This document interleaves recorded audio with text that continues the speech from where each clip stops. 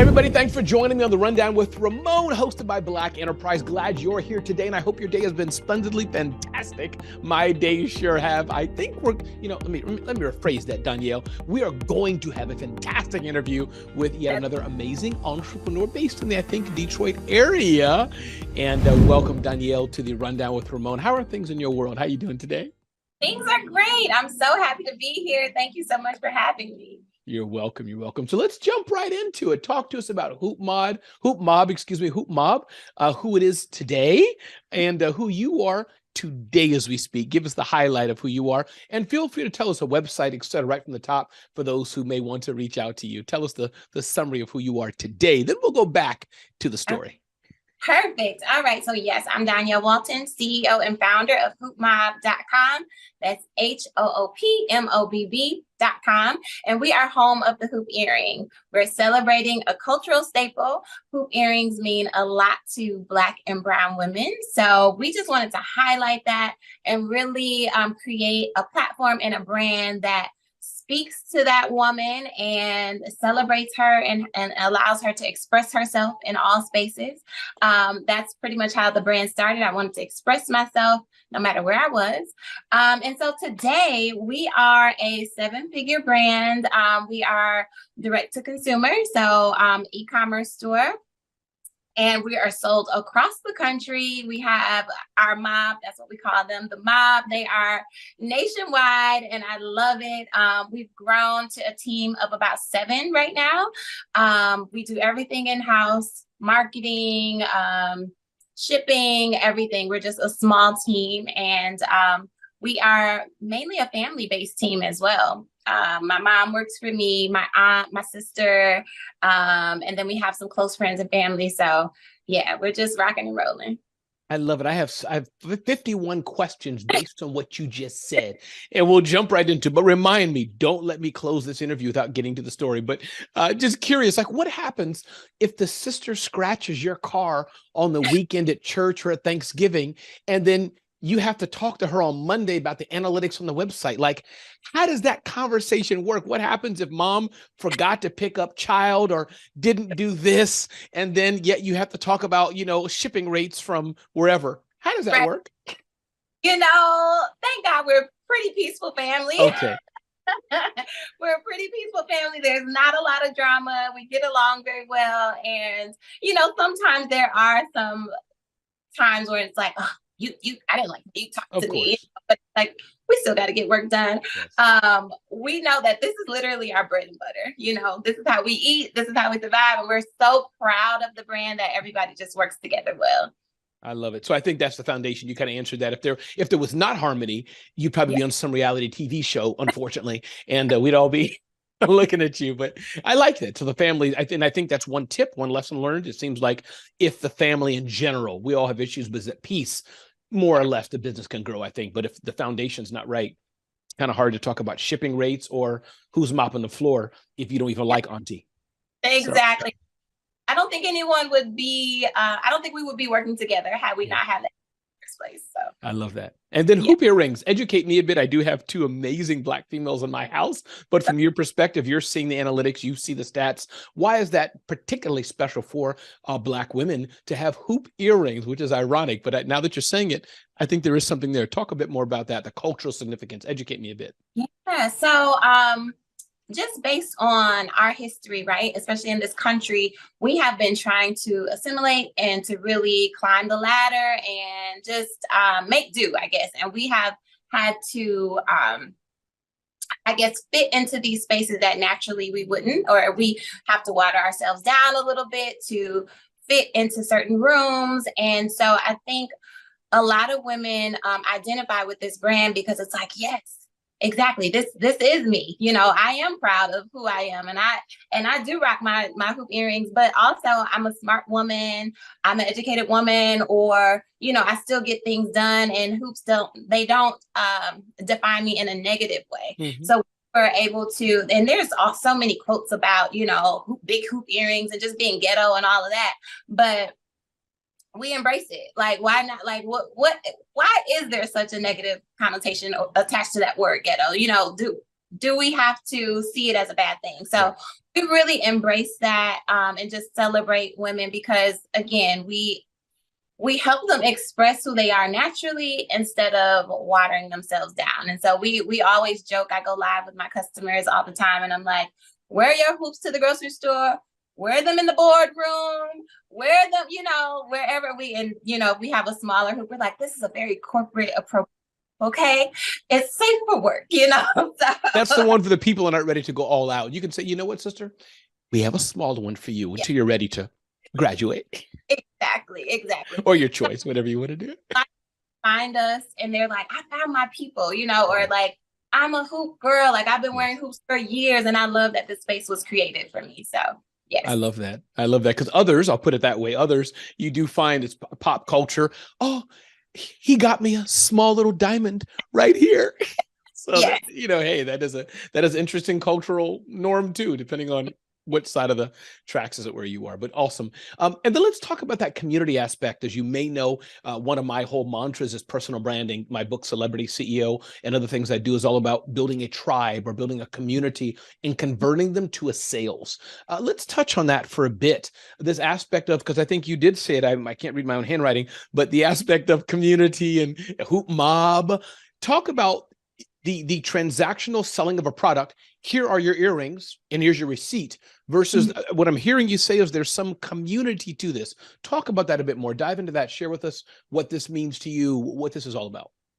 So I don't think we would be where we are without community, because our success is really like a snowball effect. So I am from Flint, Michigan, and it started really, people were catching on, like, oh, I didn't know you did this. I didn't know you sold. These are really nice. Like, how can I get these? And then, they're sharing and they're tagging their friends, and they're, just really growing the community naturally. And then we created a Facebook group, and just started adding as many people as we could to that group. And that is really like the hub and the heart of our brand is our Facebook group, because they're sharing pictures.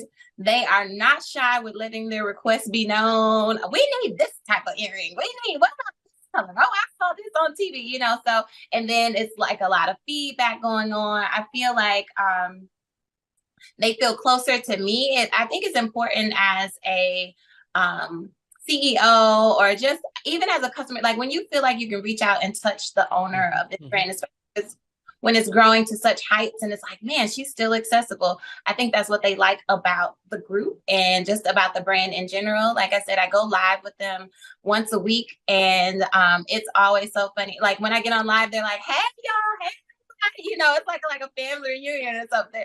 And so I just think it just helps the brand. It helps with brand loyalty. Some of our customers have spent crazy amounts with us over the years, and I don't think they would do that if they didn't feel so connected to us.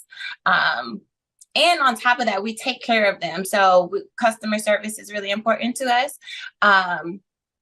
Even especially as a Black-owned brand, because Black-owned brands get bad raps from the start. So we had to make sure we go above and beyond to make sure they're taken care of. If something arrives broken, it's something you don't think about if you don't have a jewelry brand, but a lot can go awry in transit. So if something arrives broken or if something happens, we definitely take care of our customers. And then they go and tell other people, oh my God, I've never had a brand take care of me like this. I've never experienced this level of customer service. I got my order so fast. Like, now I'm loyal and I'm spreading the word, and then that community grows. I love that. And so help me understand, for the other 50% of the world or in the USA who may not be into hoop earrings, buying them, at least for ourselves, just, bear with me a bit here. Is this, as far as a Hoop Mobb is concerned, is this about SEO or is it about advertising? And again, I'm going to throw a lot here, so just answer however you want, but SEO, advertising, or is it really this community aspect? Meaning, because again, forgive me for not knowing, if something's different, let me know. But as I'm observing or noticing, earring's an earring, meaning there's 50 billion places people could buy it. So help us understand for Hoop Mobb, and I think you may have said already, so if you repeat yourself, it's fine. It could be that crux is the community, which transcends everything. And or is there a bit of, no, when they search online, we want Hoop Mobb to come up, or because of the community, Maybe that's secondary or third. I knew I threw a lot, but if you understand what I'm trying to ask or Yeah, get to. Okay. exactly what you're saying. Because even starting the brand, that was a lot of that kind of negative self-talk is like, well, why would they shop with me? They can get earrings anywhere. How can I differentiate myself from just going to, the mall and grabbing a pair of earrings? So I think the community is huge, and the advertising piece. And just to be completely transparent, we Sure. haven't focused too much on like SEO and stuff like that. Right. But that community piece and the advertising. So even with our advertising, we make sure we're speaking their language, that the images are really appealing, and that they just connect with who we're trying to get as a customer. So, but again, like once let's say they see an ad on Facebook and then they come to our page and they're like, oh, wait a minute, like I identify with this brand. Mm-hmm. And we hear that time and time again, that once they start shopping with us, oh, I'm never buying my earrings from anybody else, and they can, because Yes. some of the things we are manufacturing and designing ourselves, but a lot of things we're wholesaling, and other brands sell the same things, but people are like, I'm only shopping with you. So, and I think again, it's because they feel taken care of, seen, heard, all of that. I love that. And again, just curious about Facebook advertising. I don't want to go on it too much or any other advertising. Do you find yourself, if you know off the top of your head, are you advertising to those who already know the brand, like reinforce it, retargeting, or is that to get a brand new customer who has no clue about Donyale or about Hoop Mobb, or is it mixture? Just curious how that works. It's both. So we try to advertise too much to our purchasers and like our customers, but people who maybe know about us, have kind of peeked on the site a little bit but haven't shopped, and then brand new customers. We're really always trying to grow our brand. I love that. I want to hone in on you as the face of the brand, if you are, and if not, feel free to. Well, let me pause now. Would you say it in large part you are the face of the brand, representing the brand? Is that a fair assumption? I would say so. So we do have models and things that I think Sure. that are getting familiar with seeing their faces, but as far as going live and speaking on behalf of the company, yes, I would say so. I love it. And so people can understand this, because this is, going back to personal branding. I echo this quite a bit. There's a lot of people who talk about personal branding and celebrity SEO and et cetera, a dime a dozen, as it were. But I find that people are attracted to me, and I've wrestled at this stage of my business, is that an asset or not? And I think it's an asset. Our mutual friend Lamar, I've invested in and been with what TSP is doing. Large part, I'm probably subliminally or not, cause of Lamar. I just vibe with the dude, and Yes. hundreds of thousands of others do. I think of other people, whether it's a Trump, Grant Cardone, mention anybody. Whoever. These are faces. Would you say, Donyale, and again, feel free to push back against anything you disagree with, but I'm assuming that Donyale, she has a vibe, a thing. I want to be like her, whatever version of it is. I like her lifestyle. I like how she speaks. So we're going to, and of course, the brand, which your team of 7 is doing, all that wrapped together builds community and personal brand. Does that make any sense what I'm observing, just being with you for a few minutes? Yes. And it's something like my mom, she says it all the time. She's like, it's you. And I'm like, yes, I get it. But I do wrestle with that. Like, will I be able to pull away in the future or not? I do. I love it. And I feel like, just again, I'm personable. Like, I'm even just now starting to take my personal brand seriously, or like I just got headshots done not too long ago. You know what I mean? So like, I just didn't want to be that like, oh, I'm the boss, I'm a CEO, And I think that my customers see that and understand that. I mean, we are always cracking up, like when I go live and just talk to them and stuff like that. So I do think that a lot of it is they are connected to me, but I think all companies, it's top down, so energy and however you operate, it filters through the company. So that goes through, like I said, how we do our customer service and how we talk to them and just how we take care of them. For example, in our group last week, a girl was like, I'm going to be having surgery when the new arrivals come out. Can somebody get me a pair and I'll pay you back and this and that. And so, I volunteered to do it. And when I saw that, I told my mom, I said, can we send her some flowers? Because she's going to be in surgery. And so she got her flower, and just little stuff like that. I feel like keeps that connection, keeps the community, but I don't know. I attribute that to just, my heart, my mom, like my family is just a really good family. And so I feel like that kind of resonates through to the customers and they really do connect. I love this. Well, my vote as a Hoop Mobb supporter or advocate is keep the brand, Donyale, and then as you grow, you'll figure out what to do with it. But I think as an asset, Gary V, Lamar, other big brands like this, I think the head of the organization is only an asset, and I think it can never hurt it. And if as other things happen, you'll figure it out for sure. And I think it proves also it's not only stories like the Ritz-Carlton and the other Ritz-Carlton and other brands that we know of, Zappos, that have these legendary stories, but clearly Hoop Mobb is generating those stories as well, like the flowers. So let's squeeze in a little bit here about the story, Donyale. How did you get here? Were you born with two hoop earrings in your ear and you just have been doing this for the past, 17 years or so, because you're probably only 18? Talk to me about how you got here where you are. Give me some of the highlights, as it were, walk through that. Was it, please tell me the story. Tell me the story. So no, I'm those multi-passionate people. So I didn't have a clue as to what I wanted to do, who I wanted to be. I just knew I always had ideas and wanted to be an entrepreneur, was really into fashion. So my grandmother, who recently passed, but she was really big into fashion. And she was the only, most people back in the day, they had their Jets and Ebony's and Essence magazine. And she also had like W magazine and these high fashion magazines. And I took that in as a child. So that passion had always been there. I just didn't know how it would manifest. But some of the highlights. So I am a junior college graduate. So all those who don't have their MBA, don't be discouraged. But my thing was always smart, understood things, but never interested in school. So in junior college, I was like, you know what, I could still intern. And I took an internship in New York. Three. I did Marie Claire magazine, Ellie Tahari, which is a brand sold in like Neiman's and Lord & Taylor, and then Oprah magazine. And so I worked in the fashion closets there. And I always say it's so ironic because I was the jewelry intern at Oprah magazine, and now to have a jewelry brand, it's, full circle. But I spent some time in New York. I worked in marketing for Brooks Brothers for a while. And then when I came back to the Michigan area, still searching for what I wanted to do. I knew I couldn't. Fashion dreams in Detroit is, far-fetched. So I've never heard. I've never heard a model runway or any fashion. Let me think. Nope, can't.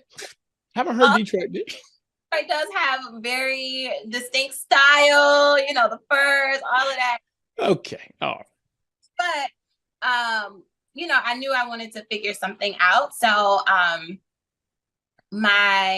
have a daughter. Her dad has a brand. He had an e-commerce store, and I was helping with that. And I really enjoyed that product-based business, just about direct to consumer. And I was like, oh, this is nice. And then just kind of scaling that, not scaling it down, but just figuring out what that would look like for me. Jewelry is very lightweight. Logistically, it's easy to ship. Women love it, So I was like, okay, let me start here. Started very small. I was still working at the time. The first year I launched it, I was still working. So not really, restocking frequently, not really focused on it at all.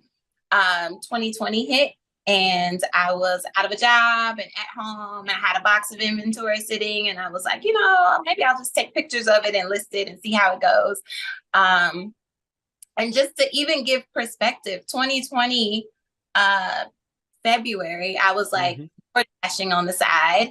And then come May, we had 5 figures that month.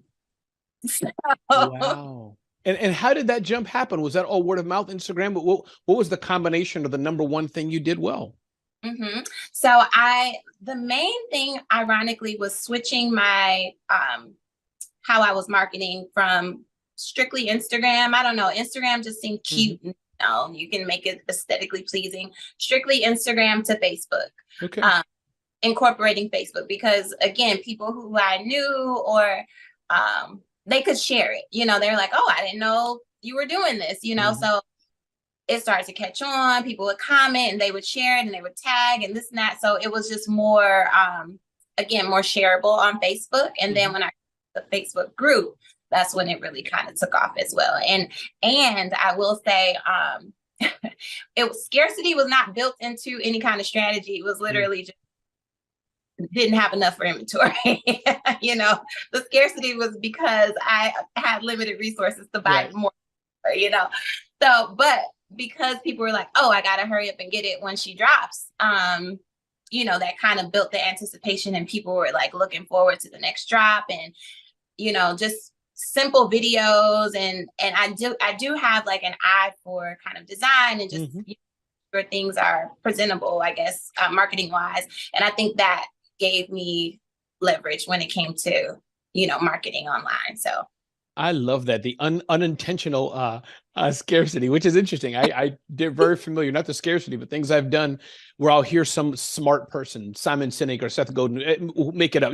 The famous person say, "This is called the emblemic method." And I'm like, dude, I've been doing that method for 3 years. Yes, unintended. Yes, I love it. And let's talk about that scarcity bit, how the business runs in large or in part. If that's a big part of it, let me know. It started, of course, unintentionally, but because I'm unfamiliar with this, the retail world, so I understand it. Do you create a set of Hoop Mobb earrings and say, hey, we got 5,000, they're 5,000 ready, and they're sold out? Or give me an example of how something happens. So even now, so we try not, because our customers, so after a while, they're like, all right, enough of this. Like, I want to get my things. I don't want to have to stop it, in haste, So sometimes it's like, well, I know this is really special. I know that people would like it. I can't get that many of them. So I'm going to, still list it anyway. But that's typically how it works. We do try to make sure we can accommodate everyone who wants to shop with us. And, just starting to realize, like, if you're sold out, the money stops. That's right. That's a good point. That's a good point because you hear that on Shark Tank a lot. Some people are kind of like, really? But you're right. That's one of the 1/3, based on my just intuition and watching the show so much. People say, we made this pen. We sold out. It takes money. We need 10 million to bring in 100,000 more pen.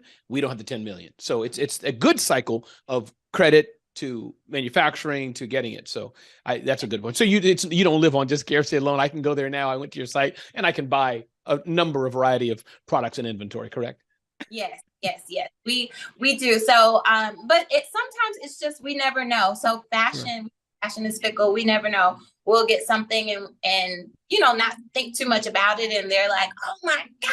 And then, I think because, again, that group and community, if somebody is ranting and raving about it, it's like, oh, I must need it too, Right. So things will catch on and we're like, oh, we weren't expecting that to take off like that. So maybe we didn't get a lot of it, and then other things we're like, oh, they're going to love this. And you're like, whatever. Of course. Hey, that happens. I totally get it. I love that. And please, what were you saying? No, I said, so you never know. We're still learning. Yeah, absolutely. I'd love to talk a bit, Donyale, about, and one more time, Donyale, can you give us your full name of your business, and website? Say your website twice for us as we're continuing on here in the last 2 minutes. But please tell us one more time who you are. CEO and founder of hoopmobb.com. So it's HOOPMOBB.com, hoopmobb.com. Awesome. And what will they find there? Even though people know by now, but for those who just skipped ahead, what will they find there? So we started off as just hoop earrings, but now we are more than hoops. The mob has requested that we add more things. So we sell all types of jewelry and accessories. Of course, hoop earrings, necklaces, bracelets, sunglasses. And we also have now a subscription. So for those who just don't even want to think about it, a lot of people were asking, can you just send me something every month? So now we have a $40 subscription. You're guaranteed at least 3 never seen before pieces. And they have been loving it so far. Good for you. I love that. Let's talk about leadership overall. And again, I don't have one specific question here, but you as a leader, Donyale, how do you hire or do you, let me ask you, I'll ask it one by one. I have several questions and you can answer them to the degree you want. Let's talk about marketing. Is that handled in-house, Do you have an agency? Does it depend? Some things are outsourced, some things are in-house. Just talk broadly about marketing and how do you do that? Are you sitting up late at night posting on Instagram? Do you have a team or a mixture? Tell me about how you do that. It's a mixture, and we're Okay. still again testing and learning. So starting off, I was doing everything. Sure. I was modeling, I was taking my own pictures, I was listing, I was, posting on Instagram. So now I do have a creative assistant, and she does most of our like reels, and she prepares the emails and things like that. Anything creative she oversees. We are working with we're outsourcing email right now. Trying to test that out and see if we can take that off of our hands. But a lot of our marketing is done in-house. I have trust issues about ads. Those are my babies. So I still handle all of our paid advertisement. But yeah, most of it is done in-house. We have our office and warehouse is basically a big old box, and we have it divided up. The front is the studio space. The back is like shipping, warehousing things. And so we do everything. I love it. And then e-commerce, how does that work? You send it off to, I'm assuming, a manufacturer somehow and get pallets or something, stop me anytime I'm wrong, and then comes to your office and orders are there and you ship them out. Is that the essence of it or something else, just to educate people who want to think and get into e-commerce and retail? What's your playbook? Yeah, so there's different ways to get into it, but yes, we work with different vendors. We source our products, and then some of them we do kind of manufacture. I'll have an idea and I'll go to one of my manufacturers like, hey, can we do something like this? They'll create a sample, we'll approve it, whatnot. And then, yes, we'll have things shipped to our warehouse, and then we ship everything to the customers ourselves. Some our t-shirts, we have a third party doing that, but pretty much everything else comes directly from us. I got it. Then how do you learn? How do you nurture yourself? How does Donyale know where you'll be in 5 years, 3 years? How do you know if you're on the right track? How do you learn about cash flow and credit or banking or business or real estate or all the things? Just when do you carve out time to learn that yourself, or are you just figuring it out like everybody else? Talk to me about how you learn to lead your team. Yes. Well, luckily for years I've been just an avid reader. Like I'm not I don't read too much fiction, and I've been reading for years and not knowing what for. I've just been into all of these like self-help and marketing and business and all of these books. And so all of that is it's kind of like coming back as I need it. And I have had 1,000,001 jobs. Let's just say. That's a lot of experience. Yeah. I have worked so many different places, and it's so funny that even while at those jobs, some of them I hated, some of them I loved, I knew that I was supposed to be learning something from them, So I'll give you an example. I when I was in New York, interning at Open Magazine, I also had to work at a cupcake bakery place the evenings, and it was a small shop. It was pretty modern. It was really nice. And I was more obsessed with how the business was ran. So the owner, there were 8 locations across the city, but the owner did all the orientations. And so I was like amazed by that. Like, hey, her name's on the building. Yes. Doing my orientation. And so immediately all the employees are drinking the Kool-Aid because it's like, oh my God, I met her right away. You know what I mean? So I knew that I had to like take things away from that. Like, yes, of course, I don't want to be working here at night, but wow. It was education. You were paid to be educated. Exactly. It was an experience. So things like that. Obviously, TSP, I love learning from other entrepreneurs. I think that was so important for me because as the business was growing, all the people surrounded by you are just so impressed and so happy. But you're like, there's some real problems I'm trying to figure out that you don't think it's a problem, but I know it's I know it's something that I need to get over, but it's so hard to relate to people who are not walking the same path as you. So TSP has been great. I've just, DM'd people, hey, how are you figuring out this? Oh, I really love your emails now. Who's doing that? So different things like that. Just reaching out, reading, and like you said, trying to carve out that time for self-development. I love it. Anything I haven't asked you, Donyale? And again, everybody go to Hoop Mobb, M-O-B-B, hoopmob.com for all your accessories. And of course, for your hoop earrings, go there. But anything I didn't ask you, anything you wanted to mention? It's been so delightful to hang out with you for a few minutes. Anything that I didn't ask, or anything else you wanted to say? We are just a growing company. I would just say I know a lot of people either interested in owning businesses or other business owners are probably watching. And the main thing I just tell people is just to be yourself, and whatever feels natural, that's probably the lane to go in. Hoop Mobb for me is just such a natural extension of me. And it's like like I said, all of the things that weren't making sense in the past kind of came together. And it's like, oh, that's why I was doing that, because I need this in running this business. The answers are out there.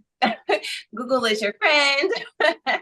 keep going. Really, if you don't have the tools and resources that you feel like you need, like just keep seeking, because that's literally what I've done. And again, the business have grown, and I'm just so proud of it. We're going to keep growing. We're looking to get into retail and things of that sort. So yeah, just be on the lookout for more from Hoop Mobb. I love it. I love it. I love it. Again, everybody, this is Donyale, the founder of Hoop Mobb. Check her out at hoopmob.com, M-O-B-B. And this is Ramon Ray, producer, publisher, host, I think is a better word, of The Rundown with Ramon. Check me out at ramonray.com. DM me on Instagram, Ramon Ray Smart Hustle, or email me directly. Let me know if you're liking The Rundown with Ramon, if you like this episode that you're watching right here, and if you want more of it, because I don't hear from you. I may just stop. So let me know if you're enjoying this. Again, this is Ramon Ray with The Rundown with Ramon with my new friend, Donyale of Hoop Mobb. Thanks for watching. Thank you, Donyale.